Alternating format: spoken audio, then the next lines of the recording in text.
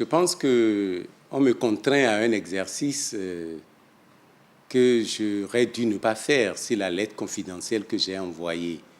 aux uns et aux autres n'avait pas été portée par un de ces hauts fonctionnaires sur les réseaux sociaux pour provoquer je ne sais quel débat. Ce qui est sûr, mon intention en écrivant la lettre, c'était de préserver dans la forme la plus souple et la moins polémique possible, de préserver les intérêts de l'État. J'avais estimé que les intérêts de l'État, donc l'intérêt général, était menacé et je ne peux pas attendre qu'il y ait Conseil des ministres pour relever quelqu'un ou un autre avant de préserver les intérêts de l'État.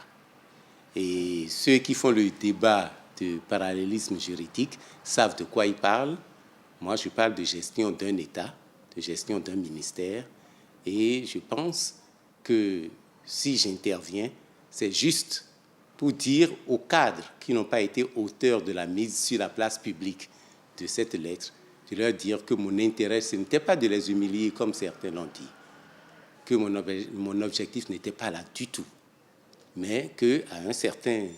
moment, un responsable est bien obligé de décider. Si à un moment donné, il y a des choses à faire et qu'un responsable se retrouve au carrefour